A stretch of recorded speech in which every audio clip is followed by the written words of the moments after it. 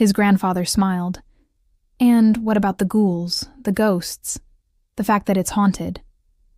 I don't think I'll find a demon half as difficult as a human being, he said with a faint smirk. I've made up my mind. I'm going down there.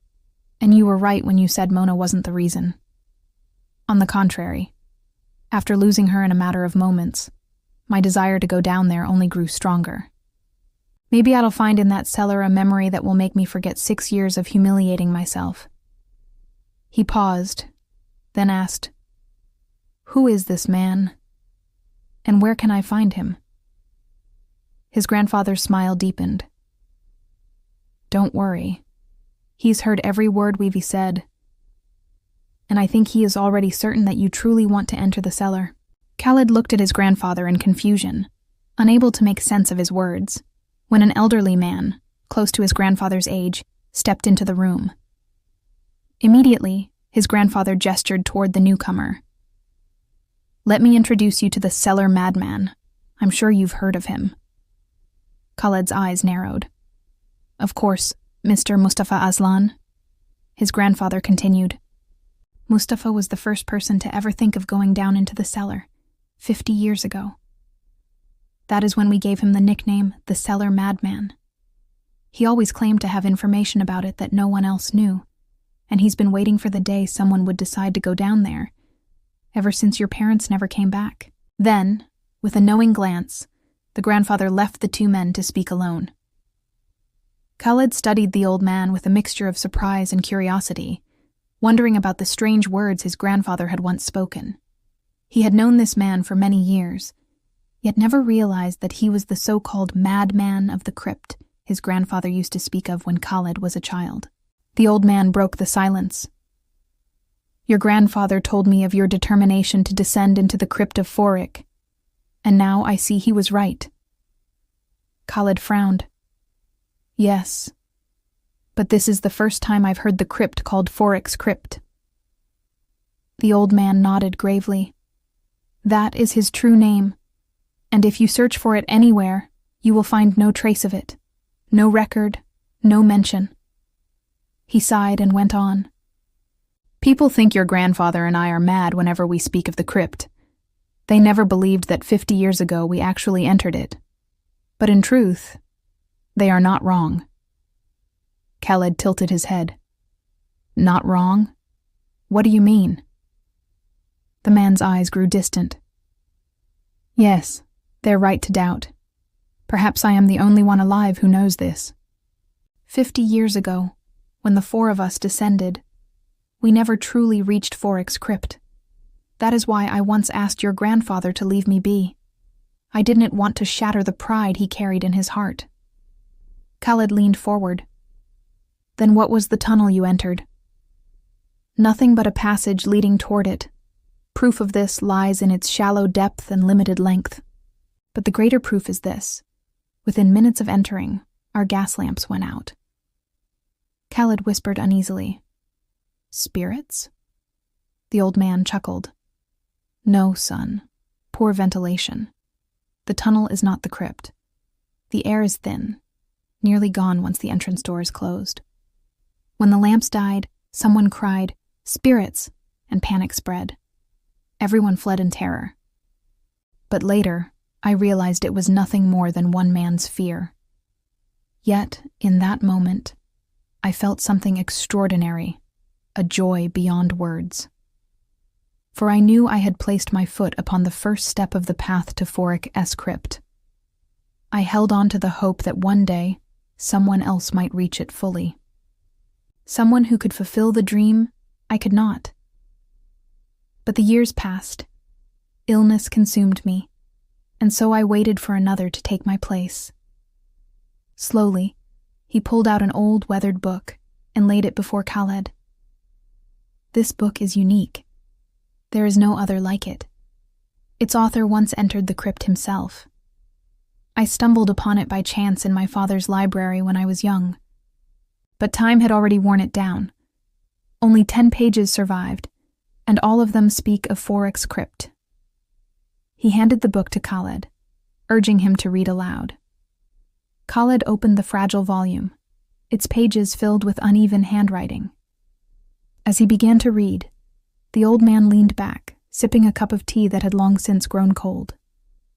The words revealed the story of Forik, a wealthy man who had lived during the Age of Kings. Forik had owned the very lands where Khalid's village now stood, known today as Behu Forik, once called Behu Forika. He had commanded the digging of a vast crypt, carved deep into the earth, meant to shelter him and his people should invasion ever strike. The excavation and construction had taken over 15 years, and within its chambers lay treasures beyond measure. The anonymous writer described his own descent into the crypt, through the suffocating tunnel with no ventilation, a passage that had to be crossed quickly to reach the true stairway, one that plunged more than 30 meters underground. Yet once beyond, there were no problems with air.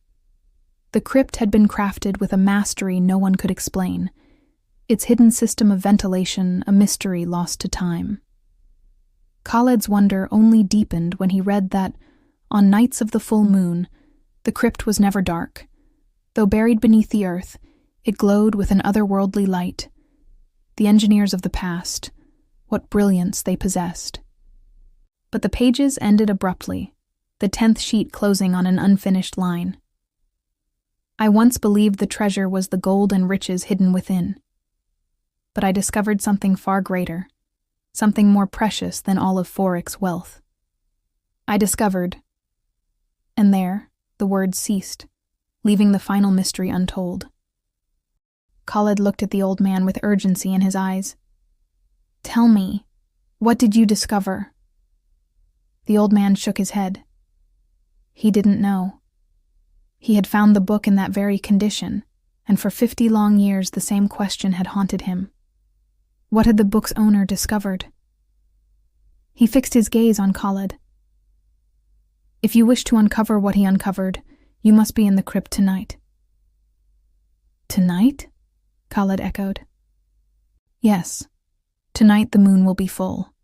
According to the book, that's when the crypt reveals its secrets, bathed in moonlight." Khalid fell silent, then whispered, his voice firm with resolve. "I'm ready to descend. Ready for the chance of a lifetime." By the time the old man left, it was nearing 6 o'clock. He had entrusted the book to Khalid, who pored over its pages again and again, each reading deepening his obsession. Curiosity burned within him. What had its author discovered? It felt as though he held in his hands a fragment of time's greatest secret. Could it be treasure beyond imagination? Ancient relics hidden below? Could I be the one to make the greatest discovery of the 21st century? His mind wandered, lost in daydreams. As the sun began to sink, Khalid climbed to the roof of his home. He let his eyes roam over his village.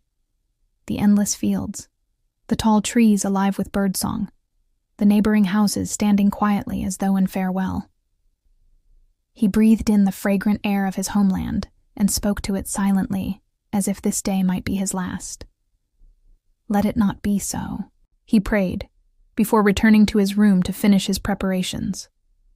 Night fell. The full moon lit the sky like a silver crown.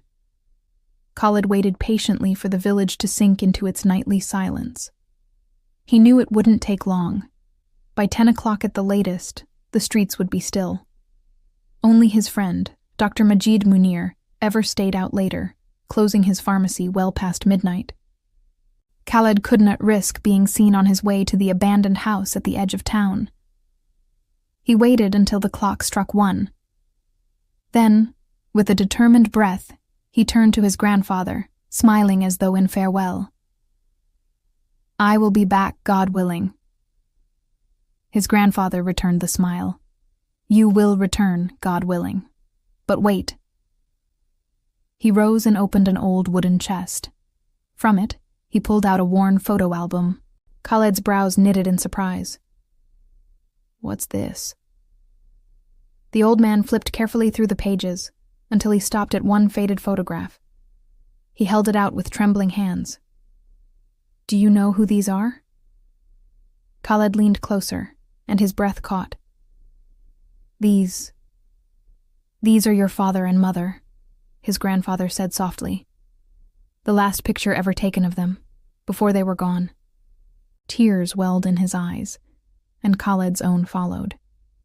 He stared at the photo in awe.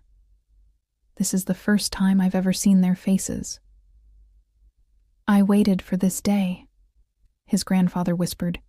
I punished myself for years, holding this moment back until now.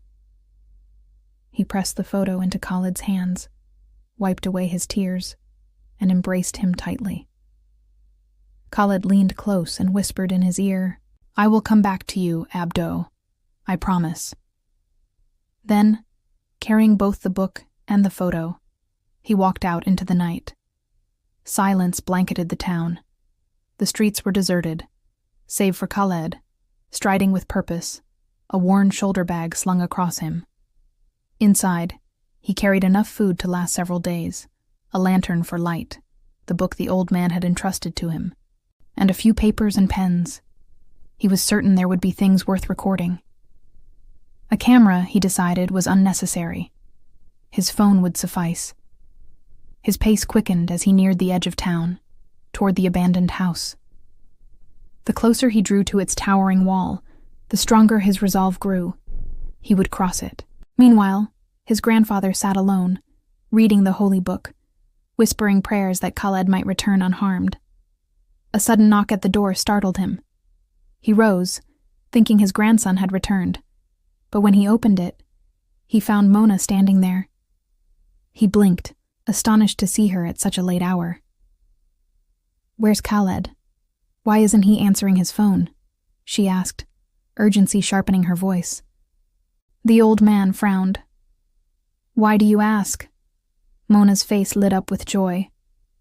It's over, grandfather. I convinced my father to let me marry Khaled. I couldn't wait until morning to tell him. I feared he might still be angry after what happened today. The old man's lips curved into a gentle smile, though he said nothing more. Khaled had already scaled the wall of the abandoned house. Lantern in hand, he made his way to the spot his grandfather had described in painstaking detail. The place where the great stone lay. Without those directions, he might never have found it. He braced himself and tried to push it aside. Even with his strength, it refused to budge. He tried again, teeth gritted, sweat beading on his brow. Still nothing. I won't give up, he muttered through clenched teeth. Again and again he pushed, his voice breaking into a cry of determination. But the rock remained stubbornly unmoved. At last, he spotted an old wooden plank lying nearby. Perhaps it could serve as leverage. Planting it beneath the stone, he pressed down with all his might. His muscles strained, his jaw locked tight, his shouts echoing into the dark night. Until, with a groan, the rock shifted ever so slightly. The sudden movement sent him sprawling to the ground. But that was enough. With renewed effort, he pushed again, inch by inch, until the stone slid away, revealing an iron door hidden beneath it. Breath ragged, knees buckling, Khaled sank to the ground. His heart pounded, but a triumphant smile spread across his face. Stay strong, hero, he whispered to himself. This is only the beginning. He turned his gaze toward the iron door embedded in the floor, claiming a square of the ground. Whispering a prayer under his breath, he pushed it open. It was sealed with nothing more than a heavy stone, and as it shifted on its hinges, a long, grating creak broke the silence, a sound that betrayed how long it had remained untouched. He raised his lamp and cast its beam into the void. A vertical ladder descended into the darkness below. Bismillah, he muttered to himself, steadying his nerves. Our path into the catacomb begins.